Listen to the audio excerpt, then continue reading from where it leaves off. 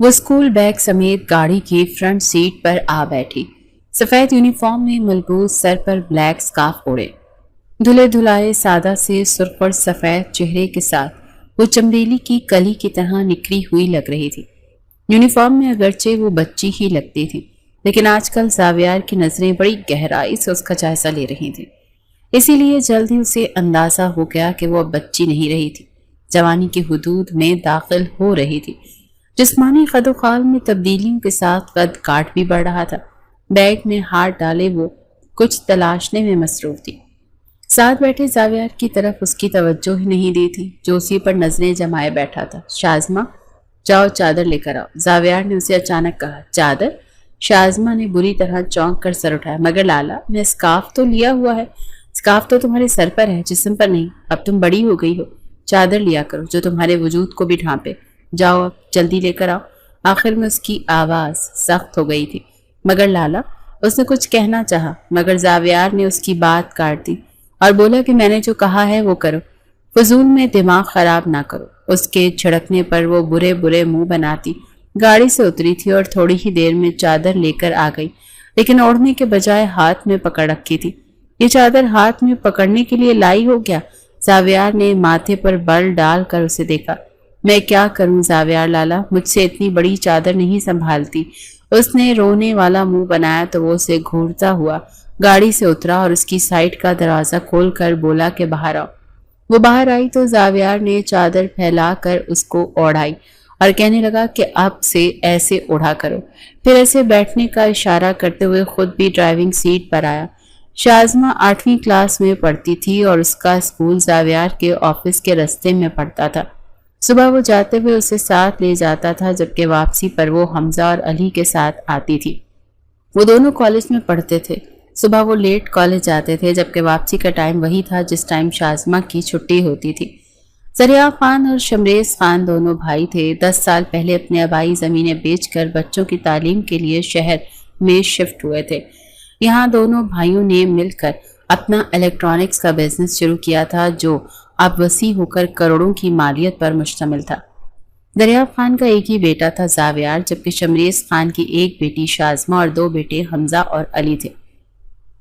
زاویار گھر کا سب سے بڑا بیٹا تھا، جو تعلیم مکمل کرنے کے بعد باپ اور چچا کے ساتھ مل کر بزنس سنبھال رہا تھا۔ شازمہ گھر کی اکلوتی اور لاڈلی بیٹی تھی۔ حمزہ اور علی شازمہ سے بڑے تھے۔ شازمہ کا نکاح بچپن میں ہی زاویار سے ہوا تھا اور نکاح کے وقت شازمہ کی عمر 5 سال جبکہ زاویار 15 سال کا تھا۔ یہ نکاح زریاب خان اور شمریز خان کی ماں زبیدہ خانم کے کہنے پر کیا گیا تھا۔ شازمہ کے علاوہ سب واقف تھے۔ شازمہ علی اور حمزہ کی طرح زاویار کو لالا کہتی تھی۔ چونکہ وہ اس رشتے سے ناواقف تھی اور چھوٹی بھی تھی، تو زاویار نے کبھی اسے لالا کہنے پر نہیں ٹوکا تھا۔ لیکن اب وہ بڑی ہو رہی تھی اور زاویار چاہتا تھا کہ وہ اپنے اور اس کے رشتے سے باخبر ہو جائے، کیونکہ اس کے خاندان میں جلدی شادی کا رواج تھا اور وہ شازمہ کے میٹرک کرنے کے بعد رخصتی کروانے کا ارادہ رکھتا تھا۔ ان کے ہاں عورت کو 7 پردوں میں چھپا کر رکھا جاتا تھا اور لڑکیوں کو زیادہ تعلیم کا رواج بھی نہیں تھا۔ شہر میں شفٹ ہونے کے باوجود زریاب خان اور شمریز خان اپنے اصولوں اور روایات پر سختی سے عمل درآمد کیا کرتے تھے، اسی لیے زاویار نے شروع ہی سے اس پر روک ٹوک شروع کر دی تھی۔ وہ 9 کلاس میں تھی جب اسکول کی ٹرپ پر جانے کے لیے اس نے بابا جان اور تایا جان سے اجازت مانگی۔ انہوں نے دے دی، لیکن زاویار کو پتہ چلا تو اس نے ڈانٹ کر صاف منع کر دیا۔ پہلی بار شازمہ کو اس پر سخت غصہ آیا تھا۔ وہ تائی جان کی گود میں سر رکھ کر لیٹی آنسو بہاتے ہوئے زاویار کی برائیاں کر رہی تھی۔ جب زاویار اچانک وہاں آیا تو اسے دیکھ کر شازمہ نے زبان دانتوں تلے دبا لی۔ برائیاں کر رہی ہو اماں جان سے؟ میری؟ اسے کینہ تو اس نظروں سے گھورتے ہوئے وہ وہیں بیٹھ گیا تھا۔ شازمہ نے گھبرا کر تائی جان کی گود سے سر اٹھایا۔ نہیں زاویار لالا، میں آپ کی برائیاں تو نہیں کر رہی، میں تو یہ کہہ رہی تھی کہ آپ تو بہت اچھے ہیں اور سمجھ میں نہ آیا کہ آگے کیا بات کرے، اسی لیے ایک بار پھر زبان دانتوں تلے دبا لی۔ اس کے جھوٹ پر زاویار نے اسے گھور کر دیکھنے لگا، جبکہ فریدہ خانم مسکرانے لگی۔ تم میری بیٹی کو زیادہ تنگ نہ کیا کرو زاویار، انہوں نے منہ بسوڑتی شازمہ کی طرف دیکھ کر زاویار سے کہا۔ اماں جان، میں اسے ہمارے خاندان کی عورتوں کے طور طریقے سمجھانے کی کوشش کر رہا ہوں، مگر اس کی خالی عقل میں بھی یہ بات نہیں سما رہی۔ 15 سال کی ہو گئی ہے، یہ سمجھا دیں اسے، بچی نہیں ہے یہ۔ اسی لیے نکل آئے اب اس بچپنے سے، ڈھنگ سے تمیز سیکھے عورتوں والی۔ زاویار نے ناگوار نظروں سے اسے کی طرف دیکھتے ہوئے اماں جان سے کہا تو وہ حیرت سے الٹا اسے دیکھنے لگی۔ کمال کرتے ہو زاویار، کیا بار بار عورت عورت لگا رکھی ہے؟ 15 سال کی ہی ہے ابھی، ہے آہستہ آہستہ سیکھ جائے گی، ختم ہو جائے گا بچپنا۔ اب تم 15 سال کی عمر میں اس سے 20-25 سال کی لڑکیوں والی سمجھداری کی امید کرتے ہو؟ اماں جان، آپ کی اور تائی کی یہی باتیں اسے شے دے کر مزید بگاڑتی جا رہی ہیں، زاویار نے ناراضگی سے کہا۔ شازمہ ایک جھٹکے سے اٹھی اور روتے ہوئے باہر بھاگ گئی۔ فریدہ خانم نے افسوس بھری نگاہوں سے زاویار کو دیکھا تھا، پھر تو زاویار کی روک ٹوک اٹھتے بیٹھتے اسے زج کرنے لگی۔ شازمہ سر پر دوپٹہ لو، شازمہ بچوں کی طرح حرکتیں نہ کرو، شازمہ یہ نہیں کرنا وہ نہیں کرنا۔ شازمہ خون کے گھونٹ پی کر رہ جاتی تھی۔ انہی پابندیوں کی وجہ سے اس کا دل زاویار سے سخت متنفر ہوتا جا رہا تھا۔ وہ میٹرک میں تھی جب اس نے بابا جان سے اکیڈمی جوائن کرنے کی اجازت مانگی، کیونکہ اس کی سب فرینڈز اسکول کے بعد اکیڈمی جاتی تھیں۔ زاویار کو پتہ چلا تو اس نے گھر میں طوفان کھڑا کر دیا۔ اب اکیڈمی کے بہانے گھر سے باہر نکلے گی، دوسری لڑکیوں کے رنگ ڈھنگ دیکھے گی تو اس کا دماغ بھی خراب ہو جائے گا، انہی کے رنگوں میں رنگ جائے گی اور پھر ایک دن ہماری عزت نیلام کر دے گی۔ یوں باقی چھوٹی چھوٹی خواہشات کی طرح یہ والی بھی زاویار نے پوری نہ ہونے دی۔ شازمہ کے دل میں اس کے لیے غصے کے ساتھ ساتھ اب نفرت بھی پیدا ہونے لگی تھی۔ وہ جہاں بھی جانے کا نام لیتی، کسی بھی چیز کی خواہش کرتی تو زاویار اس کے راستے میں آ جاتا اور اس کی خواہش خواب بن کر رہ جاتی۔ وہ اپنی فیلوز اور فرینڈز کو فیشن والے کپڑے پہنتے میک اپ کرتے دیکھتی تو اس کا بھی دل چاہتا کہ وہ بھی یہ سب کچھ کرے، مگر زاویار لالا کی موجودگی میں ایسا قیامت تک ممکن نہیں تھا۔ ایک بار اس نے اپنی فرینڈ کی دیکھا دیکھی دائیں ہاتھ ناخن بڑھائے، اپنے اس ہاتھ کو زیادہ تر وہ چھپا کر رکھتی تھی، مگر زاویار کی تیز نظروں سے اس کا یہ شوق مخفی نہ رہ سکا۔ اسے سخت سست سناتے ہوئے زاویار نے خود اپنی نگرانی میں زبیدہ خانم سے اس کے ناخن کٹوائے۔ پورا ایک دن وہ روتی رہی۔ اس کی ایک دوست کی شادی طے ہو گئی، وہ شازمہ کو کارڈ دینے گھر آئی۔ خوش قسمتی سے زاویار ایک ہفتے سے دوسرے شہر گیا ہوا تھا۔ شازمہ نے موقع غنیمت جان کر سب سے اجازت لے لی، مگر اس کی بدقسمتی کہ عین موقع پر زاویار آ گیا اور اس کی تیاری کو چپتی ہوئی نظروں سے دیکھ کر بولا، کہاں جا رہی ہو تم؟ جھوٹ بولنا ممکن ہی نہیں تھا، اسی لیے سچ بول دیا۔ زاویار کے ماتھے پر بل پڑ گئے۔ کس کی اجازت دی ہے تم نے؟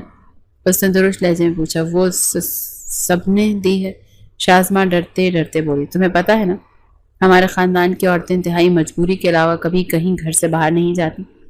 شازمہ نے جھکا سر اس بات میں ہلایا۔ پھر تم کیوں جا رہی ہو؟ میری غیر موجودگی میں تمہارے پر نکل آتے، کاٹ دوں گا کسی دن، اس نے سرد آواز میں کہا۔ شازمہ کی آنکھوں میں آنسو آ گئے۔ لالا پلیز جانے دیں، میری دوست کی بارات ہے، اس نے التجا کی۔ زاویار نے درست سرد لہجے میں اس کی بات کاٹتے ہوئے کہا، تمہاری دوست کی بارات میں غیر مرد بھی ہوں گے، ہم اتنے بے غیرت نہیں ہیں جو اپنے گھر کی عورتیں غیر مردوں کو دکھاتے پھریں۔ اب بس جو کہہ دیا میں نے، چپ چاپ اس پر عمل کرو۔ اس کی حتمی سرد آواز پر وہ چاہ کر بھی احتجاج نہیں کر سکی تھی۔ ٹھیک ہے لالا، نم لہجے میں کہتے ہوئے وہ وہاں سے جانے لگی تھی جب زاویار کی آواز پر رکی۔ مجھے دوبارہ لالا مت کہنا، میں تمہارا لالا نہیں، یہ بات پہلی اور آخری بار سمجھا رہا ہوں۔ اگر آئندہ لالا کہا تو مجھ سے برا، مجبوراً اپنا اور تمہارا وہ رشتہ ظاہر کرنا پڑے گا جو ابھی تمہاری چھوٹی عقل قبول نہیں کر سکے گی۔ اس نے ناسمجھ نظروں سے زاویار کی طرف دیکھا، مگر بنا کچھ کہے کمرے میں چلی آئی اور بیڈ پر گر کر رونے لگی۔ پھر روتے روتے اس کی آنکھ لگ گئی۔ جب زبیدہ خانم نے اسے کھانے کے لیے اٹھایا تو پتہ چلا رات ہو چکی ہے۔ مجھے نہیں کھانا کھانا، کتنے مان سے میری دوست مجھے بلانے آئی تھی، زاویار لالا نے مجھے جانے بھی نہیں دیا، بہت برے ہیں وہ، کہیں بھی نہیں جانے دیتے، اور تو اور مجھے کہہ رہے تھے میں انہیں لالا نہ کہوں۔ ایک طرف لالا کہنے سے منع کرتے ہیں اور دوسری طرف مجھ پر پابندیاں لگاتے ہیں، عجیب انسان ہے۔ وہ غصے سے بولے جا رہی تھی جب زبیدہ خانم نے اسے کہا، ہاں وہ ٹھیک کہتے ہیں شازمہ بیٹا، تم انہیں دوبارہ لالا نہ کہنا کیونکہ وہ تمہارے شوہر ہیں۔ شازمہ کو زور سے جھٹکا لگا، وہ آنکھیں پھاڑے ماں کو دیکھنے لگی۔ کیا کہا آپ نے؟ تمہارا اور زاویار کا نکاح بچپن میں ہی ہو چکا ہے، ہم سب نے تمہیں پہلے کبھی اس لیے نہیں بتایا کیونکہ تم چھوٹی تھی، مگر اب تم 16 سال کی ہو گئی ہو، اس رشتے کو سمجھ سکتی ہو۔ ماں کا انکشاف शाज़मा के पैरों तले से ज़मीन निकाल गया। वो शख्स जिसको बमुश्किल वो झेल रही थी, नापसंद करती थी, और इस ख्याल में थी कि जब उसकी शादी हो जाएगी तो ज़ावियार लाला नामी बला उसके सर से टल जाएगी। मगर ये तो अब मालूम हुआ था कि वो हमेशा उसी बला के चुंगल में रहने वाली थी। उसने रो रो कर घर सर पर उठा लिया। ज़ावियार लाला मेरे भाई हैं, अली और हमजा की तरह। मैं उनसे शादी नहीं करूंगी। लेकिन तुम्हारी शादी तो हो चुकी है, बचपन में ही। उनसे करीब बैठा हमजा मुस्कुरा कर बोला। शाज़मा ने गुस्से में साथ पड़ा कुशन उठाकर उसे दे मारा। क्यों करवाया तुम लोगों ने उस जल्लाद से मेरा निकाह? वो चिल्लाती रही। ज़ावियार को इस एहतजाज का पता चला तो उसने फौरी रुखसती का मुतालबा कर दिया, पर शाज़मा का रोना धोना, उसका एहतजाज किसी काम न आया। एक हफ्ते के अंदर अंदर सादगी से रुखसती की और उसे ज़ावियार के कमरे में शिफ्ट कर दिया। शादी की रात जब ज़ावियार कमरे में आया तो उस सजी संवरी शाज़मा को देखकर उसके नरम गर्म जज्बात जाग उठे, जिन्हें वो कब से थपक थपक कर सुला रहा था। उससे पहले वो उसकी तरफ बढ़ता शाज़मा उसके सामने आई और कहने लगी, ज़ावियार लाला, हम इस शादी को नहीं मानते, नहीं रहना हमें आपके साथ। हमेशा आपको अपना सगा भाई समझा है हमने। अच्छा नहीं किया आपने हमारे साथ। हमें आपसे तलाक चाहिए, अभी और इसी वक्त। वो बगैर सोचे समझे वो मुतालबा कर गई जिस पर अमल दरामद करना तो दूर, सोचना भी हराम था उनके ख़ानदान में। ज़ावियार का भारी हाथ उठा और शाज़मा के नाजुक गाल पर निशान छोड़ दिया। वो त्योरा कर गिरी थी। ज़ावियार ने फौरन से उसे करीब जाकर उसका बाजू दबोच कर इंतहाई दुरुस्त लहजे में कहा, आइंदा अगर ये लफ्ज़ अपनी ज़बान से निकाला ना तो खुदा की कसम शाज़मा, मैं तुम्हारी जान ले लूँगा। शाज़मा ऊंची आवाज़ में रोने लगी। ज़ावियार झुंझलाता हुआ ड्रेसिंग रूम में चला गया। जब वापस आया तो वो उसी पोजीशन में औंधी लेटी रो रही थी। अब सारी रात यही काम करना है क्या? खामोश हो जाओ, खबरदार जो अब तुम्हारी आंख में एक भी आंसू आया तो। ज़ावियार ने करीब बैठते उसके कांधों से थाम कर उठाते हुए उसके चेहरे का रुख अपनी तरफ मोड़ा तो वो सिसकियां ले रही थी। रोने की वजह से मेकअप फैला हुआ था, माथे की बिंदियां ढलक चुकी थी, कानों में पड़े बड़े बड़े आवेज़े झूल रहे थे। दुपट्टा साइड पर गिरा हुआ था और गेंजा के काम वाले सुर्ख लहंगे पर सादा शमू सिल्क की चोली थी जो उसके वजूद को उजागर होती रानाइयों को मजीद उजागर कर रही थी। ज़ावियार खुद को बहकने से रोक ना पाया और उसके चेहरे पर झुका। ये क्या कर रहे हैं ज़ावियार लाला, छोड़े मुझे। शाज़मा ने मज़ाहमत शुरू कर दी थी। शट अप, शौहर हूं मैं तुम्हारा, लाला नहीं। ज़ावियार ने सर उठाकर उसे घूरा और फिर उसके गहरे गले की चोली से नजर आती गर्दन पर झुक गया। ज़ावियार की यह हरकत और दाढ़ी की चुभन शाज़मा के लिए गैर मुतवक्के और नाकाबिले बर्दाश्त चीज़ थी। वो मचल उठी, छोड़े मुझे। ज़ावियार ने छोड़ने के बजाय उसकी गिरफ्त मजबूत कर ली। अगरचे वो अभी सिर्फ 16 साल की थी, मगर ज़ावियार मजबूत आसाब का मालिक नहीं था जो सब्र कर लेता। शाज़मा और पर अपना उसका रिश्ता वाज़े करने के लिए वो उसने इस्तवाजी ताल्लुक़ कायम करने का इरादा रखता था। शाज़मा अपनी मासूमियत की वजह से मियाँ बीवी के इस ताल्लुक़ से भी अभी तक लाइल थी, इसीलिए भरपूर एहतजाज कर रही थी। उसका एहतजाज के काम में खलल डाल रहा था, इसलिए वो 5 मिनट के लिए रुक गया। वो तड़प तड़प कर उसकी आगोश से निकलने की कोशिश कर रही थी। खामोश रहो और मेरी बात तवज्जो से सुनो शाज़मा। ज़ावियार के सख्त लहजे में टपटने पर वो चुप हुई तो कहने लगा, देखो हम मियाँ बीवी एक दूसरे का लिबास होते हैं, यानी मैं तुम्हारे जिस्म को और तुम मेरे जिस्म को देख सकते हैं, छू सकते हैं। इसमें कोई बुरी बात या गुनाह नहीं है, बल्कि सवाब मिलेगा। इसलिए मैं जो कर रहा हूँ मुझे करने दें, ज़बरदस्ती पर मजबूर ना करें। वो फूट फूट कर रो पड़ी थी। नहीं, मेरे जिस्म को हाथ ना लगाया, मुझे दर्द हो रहा है और बहुत गंदा फील हो रहा है। कुछ गंदा फील नहीं होगा और ना दर्द होगा। मैं बहुत प्यार से हाथ लगाऊंगा तुम्हें। बहुत प्यारी हो तुम मुझे, बल्कि मेरी जान। आओ। शाबाश, खामोश रहो, ज़ावियार ने प्यार से पिचकारते हुए कहा, मगर उसने जोरों शोर से नफ़ी में सर हिलाया। वो उसे घूरी से नवाज कर फिर से उसके जिस्म में खोने लगा था कि शाज़मा ने उसके बाजू को अपने दांतों की गिरफ्त में ले लिया। ज़ावियार ने छुड़वाने की कोशिश की, मगर शाज़मा के दांत इतनी सख्ती से उसके बाजू में पेवस्त हुए कि एक कर्राह के साथ उसने शाज़मा को खुद से दूर धकेला। बेड से उठकर खड़ा हुआ और बाजू को सहलाने लगा जहाँ से खून की बूंदें टपक रही थी। شازمہ کے ناخیز بدن کی کشش اور اس کی اس حرکت پر وہ تو جیسے پاگل ہی ہو اٹھا تھا۔ بیڈ سے اٹھتی شازمہ کو اس نے انتہائی غصے سے دوبارہ بیڈ پر دھکیلا اور اپنی وحشی گرفت میں لیا۔ اس بار اس کی گرفت اتنی سخت تھی کہ شازمہ کے حلق سے چیخیں نکلی۔ زاویار نے اس کے منہ پر ہاتھ رکھا مگر اس کا ہاتھ ایک بار پھر شازمہ کے دانتوں کے درمیان میں تھا۔ جیسے ہی اس کی گرفت ایک مرتبہ پھر ڈھیلی پڑی، شازمہ نے اس کے پہاڑ جیسے وجود کو بڑی مشکل سے دور دھکیلا اور بیڈ پر چھلانگ لگا کر نیچے اتری۔ دروازے تک پہنچ کر وہ اس کی کنڈی کھولنا چاہتی تھی کہ زاویار اس کے سر پر آ پہنچا۔ اس نے شازمہ کو دبوچنا چاہا مگر شازمہ چکنی مچھلی کی طرح اس کے ہاتھوں سے پھسلتی جا رہی تھی۔ تب اس نے جھنجھلا کر ایک بار پھر اس کے منہ پر تھپڑ جڑ دیا۔ اس بار شازمہ کے حلق سے پہلے سے بھی زیادہ بلند چیخیں نکلی۔ زاویار نے اس کے منہ پر ہاتھ رکھ کر اس کی چیخوں کا گلا گھونٹنا چاہا مگر شازمہ نے اسے ایسا نہ کرنے دی۔ وہ ایسے گلا پھاڑ کر چلائی کہ سارے گھر والے زاویار کے کمرے کے باہر جمع ہو گئے۔ جب دروازہ زور زور سے بجایا تب زاویار کو ہوش آیا اور اس نے شازمہ کو چھوڑا اور اپنے آپ پر بمشکل قابو پاتے دروازہ کھولا۔ دروازے پر زبیدہ خانم، فریدہ خانم، شمریز اور زریاب آ کر اس کے چہرے پر شرمندگی کے تاثرات پیدا ہوئے۔ اب گھر والوں کو کیا وجہ بتاتا کہ اس کی بیوی اسے پاس نہیں آنے دے رہی تھی اور وہ اتنا بے صبرا تھا کہ زبردستی کر رہا تھا۔ پھوٹ پھوٹ کر روتی شازمہ ماں کے گلے سے جا لگی۔ وہ سب زاویار کو پریشان سوالیہ پریشان نگاہوں سے دیکھ رہے تھے۔ کیا ہوا زاویار؟ شازمہ کیوں رو رہی ہے؟ فریدہ خانم نے پریشانی سے شازمہ کی طرف دیکھتے خاموش کھڑے زاویار سے سوال کیا۔ وہ اصل میں اس نے گلا کنکار کر کوئی بہانہ تلاش نہ چاہا کہ روتی ہوئی شازمہ بولی، اماں جان زاویار لالا بہت برے ہیں، بہت ہی گندے ہیں، انہوں نے میرے ساتھ بہت گندی حرکتیں کی ہیں اور بہت گندے طریقے سے ہاتھ لگایا ہے۔ یہاں اس نے اپنے چہرے اور جسم کی طرف اشارہ کیا۔ زاویار تو شرمندگی سے زمین میں گڑ گئے۔ باقی سب کے چہروں پر بھی شرم کے تاثرات ابھرے اور میرے چہرے پر 2 بار تھپڑ بھی مارا اور کہہ رہے تھے کہ میرے ساتھ۔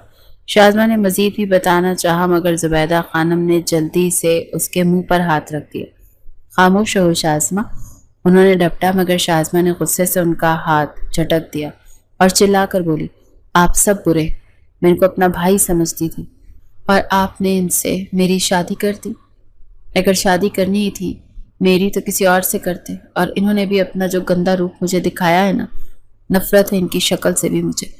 اب میں ان کے کمرے میں نہیں رہوں گی۔ اگر آپ لوگ مجھے زبردستی یہاں چھوڑ کر گئے تو صبح آپ میری لاش دیکھیں گے۔ اپنی بات مکمل کر کے وہ لہنگے کو دونوں ہاتھوں سے سنبھالتی ہوئی بھاگتی ہوئی زاویار کے کمرے سے نکل گئی۔ اپنے کمرے میں آ کر اس نے کنڈی لگا لی تھی اور بستر پر لیٹ کر کمبل اوڑھ لیا۔ اس کا دل خوف سے دھڑک رہا تھا۔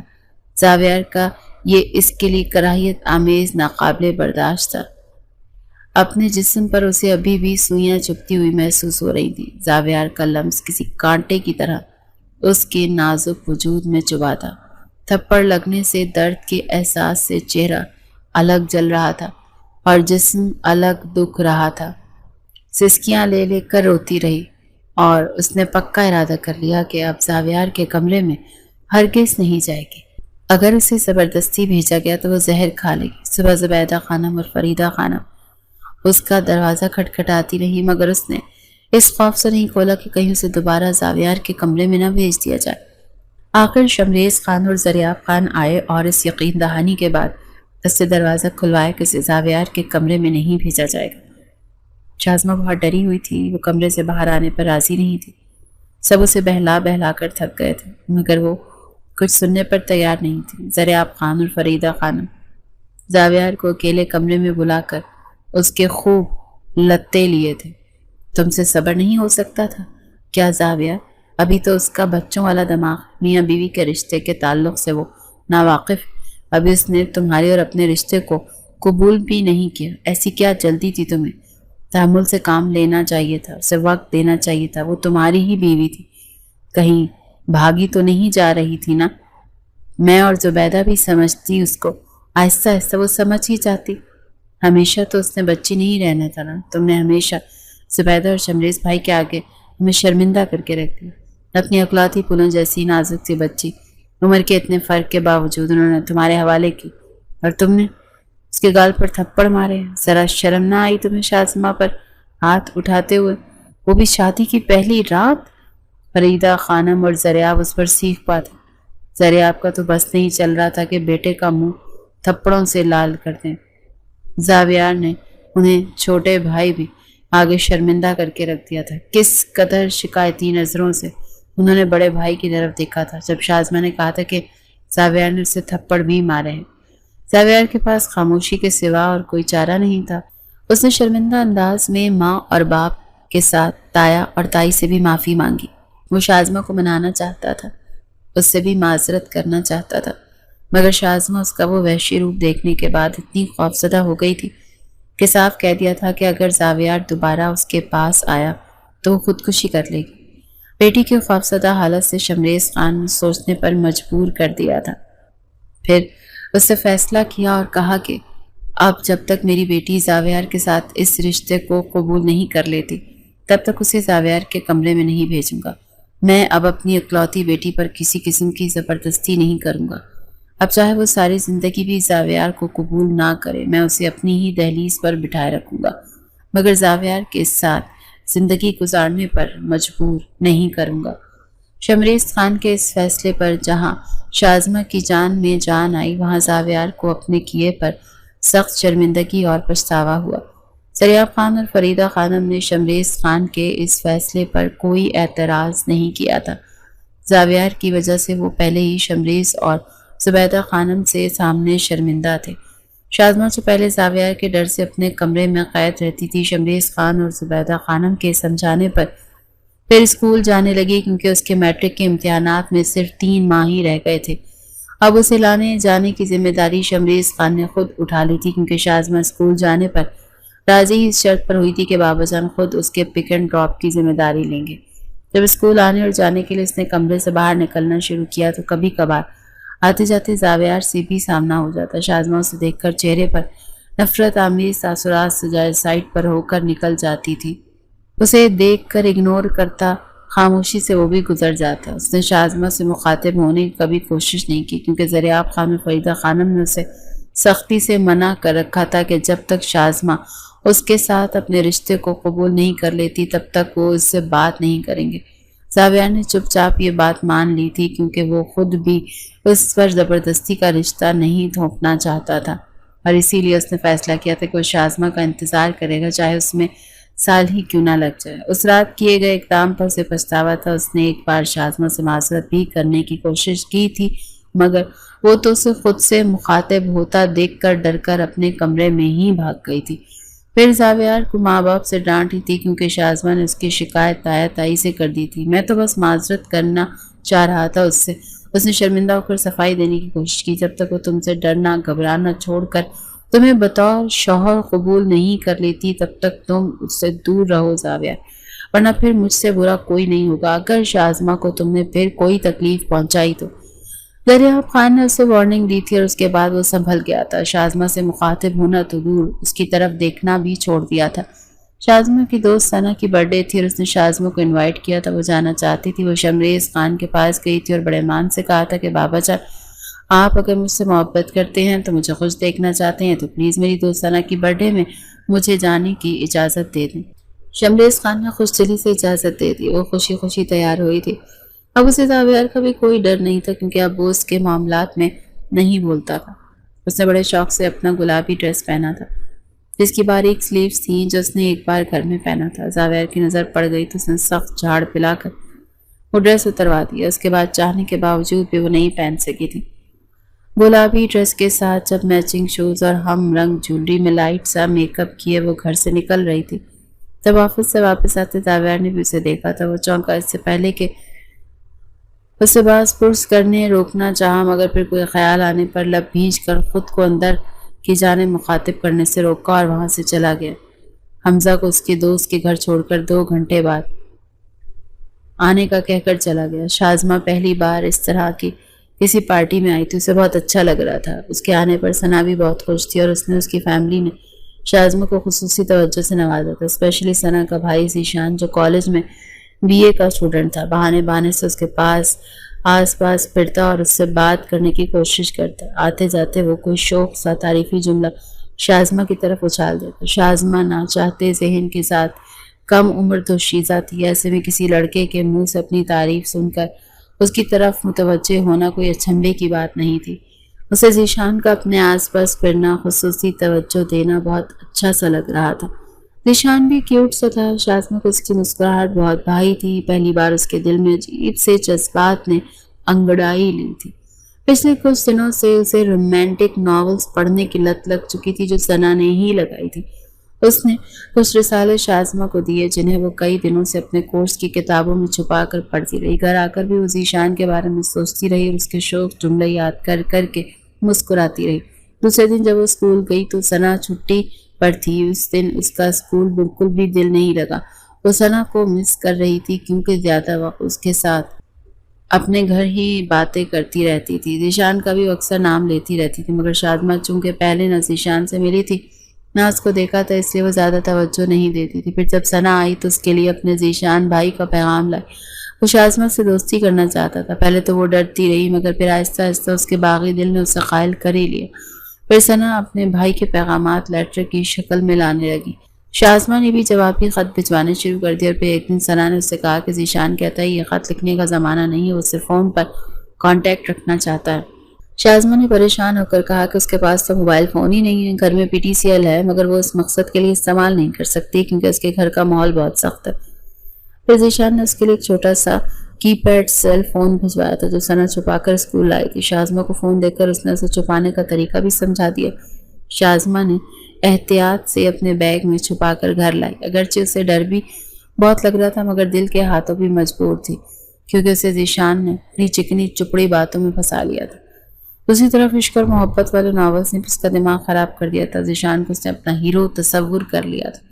اب اس کے پاس عشق اور محبت کے حوالے سے اچھا خاصا نالج آ چکا تھا اور وہ شادی اور میاں بیوی کے رشتے کے بارے میں جان چکی تھی جو کچھ اس ناول اور زیادہ کلیئر انداز میں ثنا سے پتہ چلا تھا۔ ثنا ان معاملات میں خاصی ایکٹیو تھی۔ اس کے گھر کا ماحول بھی آزادانہ تھا اور کچھ لڑکوں سے اس کی دوستیاں بھی چل رہی تھیں۔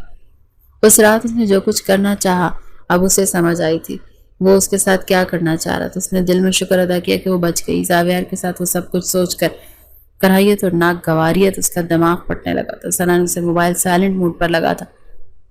شروع میں تو اسے صحیح سمجھ نہیں آئی، پھر آہستہ آہستہ اس نے میسج لکھنا اور موبائل کے باقی فنکشنز بھی سیکھ لیے۔ ذیشان اس کا پیکج کروا دیتا۔ چارجر اور موبائل کو اس نے الماری میں خفیہ خانے میں رکھ کر تالا لگا دیا تھا۔ رات کو جب کھانے کے بعد وہ اپنے کمرے میں آتی تو دروازے کو اندر سے لاک کر کے الماری سے موبائل نکال کر بستر میں گھس جاتی اور پھر موبائل آن کر کے وہ ذیشان کو میسج کرتی تو وہ بھی انتظار میں ہوتا۔ فوراً اس کی کال آ جاتی اور وہ اس سے گھنٹوں آہستہ آہستہ آواز میں باتیں کرتی رہتی۔ شروع میں تو اسے مشکل ہوئی لیکن پھر اس نے سرگوشیوں میں بات کرنا سیکھ لی۔ میسج چیٹنگ میں بھی وہ ماہر ہو چکی تھی۔ وہ اسے رات کے 3 بجے تک جگا کر چیٹ کرتا۔ ان کی گفتگو جو ذیشان کی طرف سے پہلے فن ہلکے پھلکے عشق یا جملوں پر مشتمل ہوتی رومانس اور پھر سیکس چیٹ پر آ چکی تھی۔ پہلے شازمہ کو ایسی باتوں پر شرم آتی تھی مگر پھر آہستہ آہستہ ذیشان نے اس کی شرم اتار کر اسے ذہنی طور پر اتنا بالغ کر دیا کہ وہ خود رومانس کی عادی ہو چکی تھی اور بڑی بے باکی سے گفتگو کرتی تھی۔ ذیشان نے اسے رومانس کے بارے میں سارا ہی نالج مہیا کیا تھا۔ ذیشان سے بات کرتے ہوئے اسے 1.5 مہینہ ہو گیا تھا۔ اب وہ شازمہ سے کہنے لگا کہ یار وائس کال اور میسیجز پر زیادہ مزہ نہیں آتا، تم ٹچ موبائل یوز کرو، میں تم سے ویڈیو کال پر بات کرنا چاہتا ہوں۔ مگر ذیشان کی فرمائش سن کر وہ پریشان ہو جاتی اور کہتی نہیں ذیشان، ٹچ موبائل چھپانا بہت مشکل کام ہے، اگر خدا نخواستہ میں پکڑی گئی تو میرا کیا حال ہوگا یہ تم سوچ بھی نہیں سکتے۔ تو وہ ناراض ہو کر کہتا کہ یار شازمہ، ایک تو تم ڈرتی بہت ہو، ہم نے محبت کی ہے اور محبت میں بہادری کی ضرورت ہوتی ہے۔ مگر شازمہ اپنے اندر یہ ہمت پیدا نہ کر سکی تو ذیشان نے پھر اس سے فیس ٹو فیس ملاقات کے لیے فورس کرنا شروع کر دیا۔ ویسے تو دیدار بھی دور سے ہو جاتا جب وہ چھٹی ٹائم ثنا کو لینے آتا تھا، مگر ذیشان کی تشنگی تو تب ختم ہو سکتی تھی جب وہ اسے کہیں تنہائی میں ملتی۔ اس مقصد کے لیے اس نے اپنے ایک دوست کا فلیٹ بھی مانگا ہوا تھا، بس مسئلہ تھا تو شازمہ کو منانا۔ جو بہت ڈرپوک تھی اور آج کل وہ اسی وجہ سے شازمہ سے جھگڑے کر کے ناراضگیاں دکھا رہا تھا۔ شازمہ چونکہ اس کی محبت میں پاگل ہو چکی تھی، اس چیز کا فائدہ اٹھا کر وہ اسے ایموشنلی بلیک میل کر رہا تھا۔ اگر تمہیں مجھ سے سچی محبت ہے تو تم لازمی مجھ سے ملنے آؤ گی، کیونکہ میں اب تم سے ملے بغیر نہیں رہ سکتا۔ اگر تم ایسا نہیں کر سکتی تو ٹھیک ہے، ہم اپنا ریلیشن ختم کر دیتے ہیں۔ ذیشان نے جب رات کو اس سے یہ بات کہی تو وہ رونے لگی۔ ریلیشن ختم کرنے کی بات مت کرو ذیشان، میں مر جاؤں گی۔ تمہارے بنا رہنے کا خیال آئے تو میری سانسیں رکنے لگتی۔ پھر تم بھی تو مجھ سے محبت کرتے ہو نا، تو ایسا کیسے کہہ سکتے ہو؟ اس نے بےحد ہلکی آواز میں سسکتے ہوئے کہا، ہاں محبت کرتا ہوں، اسی لیے تو تم سے ملے بغیر نہیں رہ سکتا نا۔ کتنے عرصے سے میں نے خود پر کنٹرول رکھا ہے، یہ میں جانتا ہوں۔ وعدہ کرتا ہوں صرف ایک بار مل لو، پھر اس کے بعد دور دور سے دیدار پر ہی گزارا کر لوں گا۔ ذیشان نے اسے منانے کی کوشش کی۔ پچھلے ایک ہفتے سے وہ یہی کام تو کر رہا تھا۔ مگر ذیشان، مجھے بہت ڈر لگتا ہے۔ اگر گھر میں کسی کو پتہ چل گیا تو میری جان لے لیں گے، خاص طور پر وہ زاویار۔ اس نے 1000 بار کی کہی اپنی بات کو ایک مرتبہ پھر دہرایا۔ اس زاویار کی تو ایسی کی تیسی۔ وہ کون ہوتا ہے تمہیں کچھ کہنے والا؟ کتنی بار کا اس رقیب روسیہ کا نام مت لیا کرو میرے سامنے، ایسا نہ ہو کسی جرن میں اس کی جان ہی لے لوں۔ وہ غصے سے بولا۔ شازمہ پریشانی سے ہونٹ کاٹنے لگی، پھر ڈرتے ڈرتے بولی، اس کے ساتھ میرا نکاح ہو چکا ہے، یہ حق وہ بھی جتا سکتا ہے۔ اس نے اگر میری شازمہ پر حق جتانے کی کوشش کی تو خدا کی قسم اس کی زندگی کا آخری دن ہوگا۔ تم صرف میری ہو شازمہ، تمہیں دیکھنے کا، تمہارے جسم کو چھونے کا حق بھی صرف مجھے، اس نے جذب بھرے انداز میں کہا۔ شازمہ کے گلابی رخسار دہک کر گل رنگ ہوئے۔ پھر بڑی کوششوں کے بعد آخرکار اس نے شازمہ کو ملاقات کے لیے رضامند کر ہی لیا۔ وہ بہت ڈر رہی تھی مگر ذیشان اور ثنا اس کی ہمت بندھا رہے تھے۔ پھر ایک دن وہ دونوں بریک ٹائم اسکول سے نکلی۔ ثنا نے پرنسپل سے کہا کہ اس کے گھر میں کوئی فنکشن ہے جس کے لیے اسے ہاف چھٹی چاہیے۔ شازمہ کا کہا کہ یہ اس کے کزن ہے اور اسے بھی چھٹی چاہیے۔ ذیشان گیٹ پر انہیں لینے کے لیے آیا ہوا تھا۔ دونوں پرنسپل نے اسے بلا تصدیق مطمئن ہو کر دونوں کو چھٹی دے دی تھی۔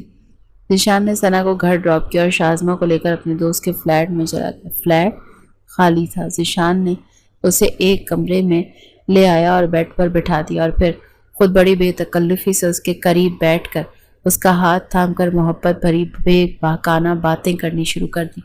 پہلے تو شازمہ شرماتی رہی، نروس ہوتی رہی۔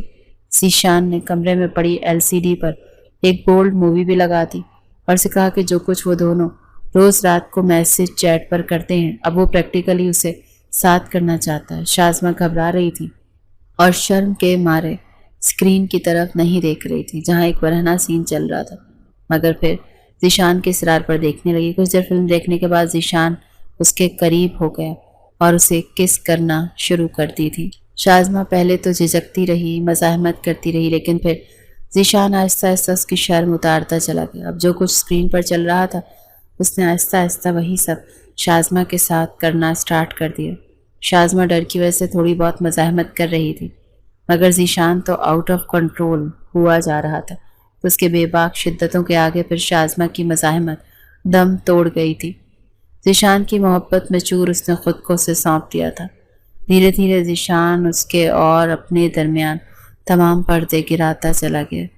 شازمہ شرما رہی تھی جبکہ ذیشان کا من ہی نہیں بھر رہا تھا۔ اسے دریافت کر کے بہت خوش تھا۔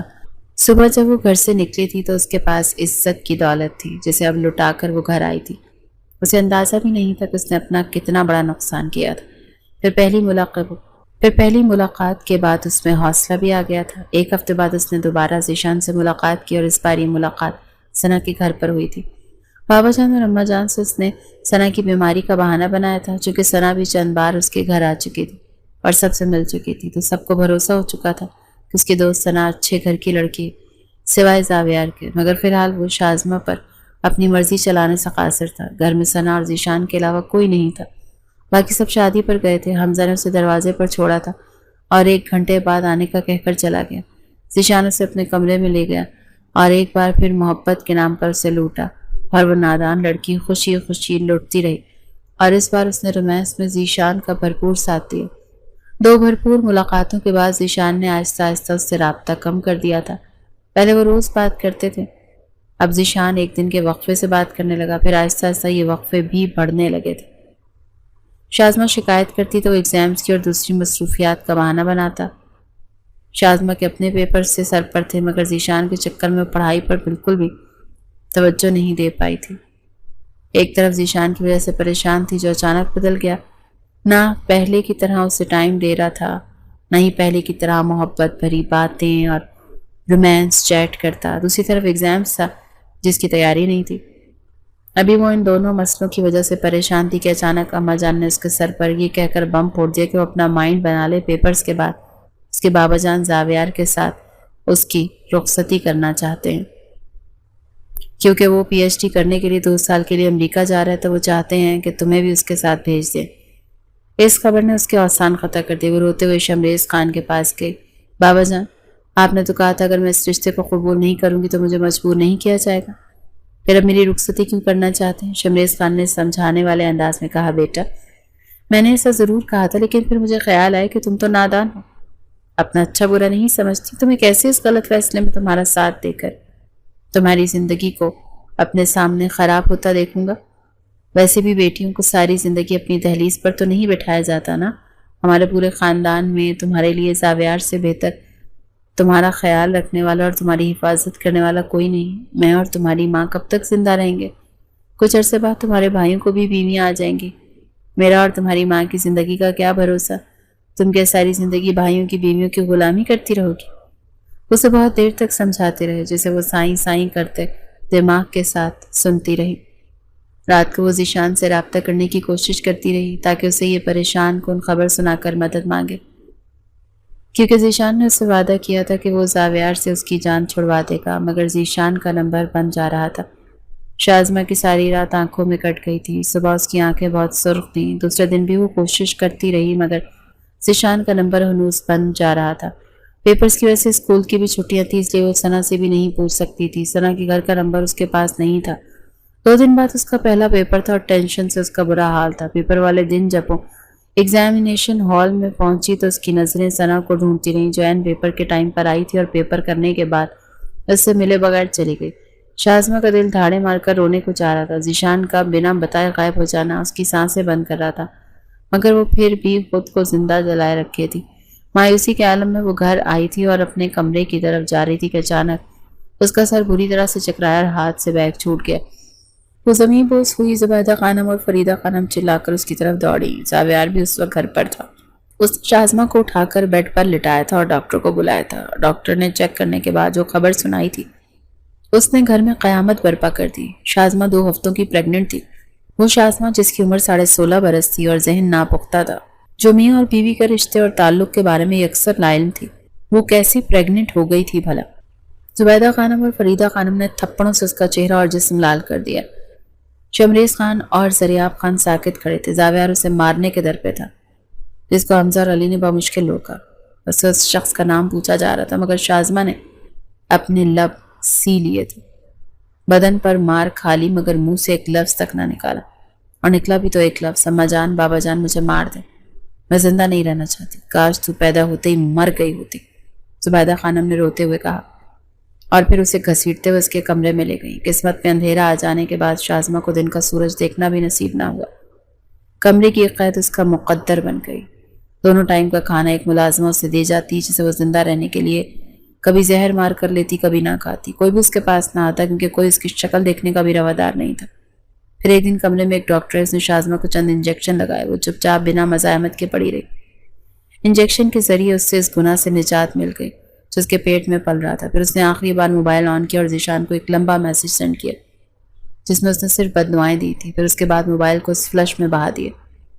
دن مہینوں میں بدلے اور وہ ہر وقت یا تو بستر پر پڑی روتی رہتی ہیں جائے نماز پر بیٹھ کر گھر والوں کے لیے دعائیں مانگتی رہتی کہ ان کے دل نرم ہو جائیں اور وہ اسے معاف کر دیں اور اس کمرے کی قید سے اسے آزادی ملے، مگر قبولیت میں ابھی بہت دیر تھی۔ شاید اسے کمرے سے باہر قدم رکھنا تب نصیب ہوا جب ایک دن زبیدہ خانم نے چپ چاپ اس دنیا کو چھوڑا۔ شازمہ ماں کے پیروں سے لپٹ کر دھاڑے مار مار کر روتی رہی۔ وہ اپنی ماں کو نہیں منا سکی تھی، اسے ناراض ہی دنیا سے چلی گئی تھی۔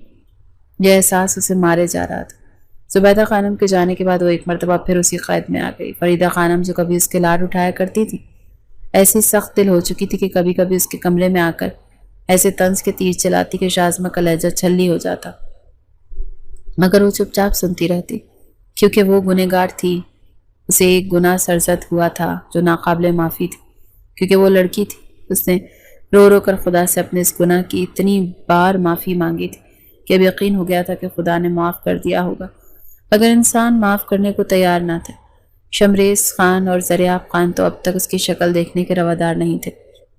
حمزہ اور علی نے بھی اسے معاف نہیں کیا تھا۔ رہ گیا زاویار، تو وہ اب یہاں نہیں تھا، پی ایچ ڈی کے لیے امریکہ جا چکا تھا۔ لیکن شازمہ کو یقین تھا کہ باقی سب کی طرح وہ بھی اس سے نفرت ہی کرتا ہوگا۔ وقت گزرتا گیا، 2 سال بیت گئے۔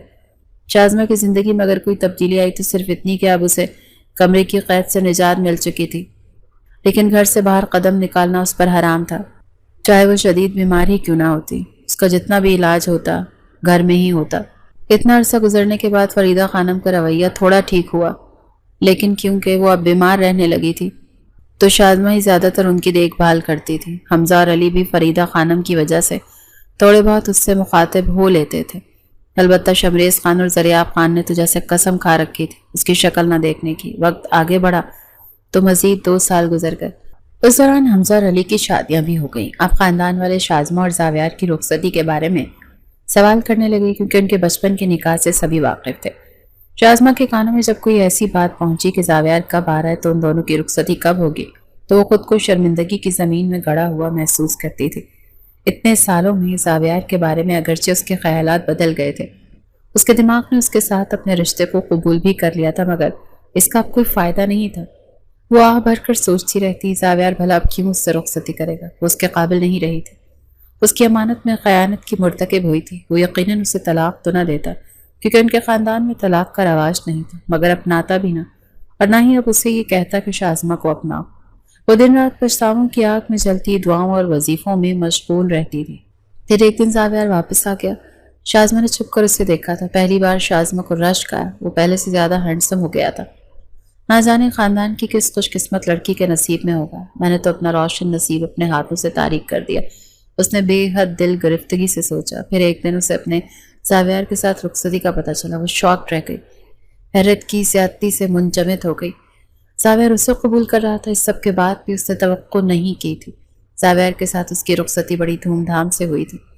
پورے خاندان نے اس کی قسمت پر رش کیا، جبکہ شازمہ اندر سے سخت ڈری ہوئی تھی کہ نہ جانے زاویار اس کے ساتھ کیا سلوک کرے گا، مگر اس کے تمام خدشات بے بنیاد ثابت ہوئے۔ زاویار نے ماضی کے بارے میں کوئی بات نہیں کی، صرف اتنا کہا کہ شازمہ، میں سب کو یاد نہیں کرنا چاہتا اور نہ چاہتا ہوں کہ تم کبھی میرے سامنے وہ سب دہراؤ۔ انسان خطا کا پتلا، غلطیاں سب انسانوں سے ہوتی ہیں، بس دفن کر دو اس گزرے بھیانک وقت کو۔ اگرچہ میں اتنا مہان نہیں کہ سب بھول جاؤں، اس سب میں ٹائم لگے گا۔ میں نے صرف تایا جان کی وجہ سے تمہیں قبول کیا، کیونکہ وہ تمہاری وجہ سے سخت پریشان تھے۔ بہرحال ایک دن میں دل سے تمہیں قبول کر لوں گا۔ پہلے میں نے تمہیں اس رشتے کو دل سے قبول کرنے کے لیے ٹائم دیا تھا، اب مجھے چاہیے۔ اس کی طرف سوالیہ نگاہوں سے دیکھ رہا تھا۔ شازمہ نے بھیگی پلکیں اٹھا کر اس کی طرف دیکھا، الزبات میں سر ہلا کر جھکا دیا۔ اسے اب انتظار کرنا تھا۔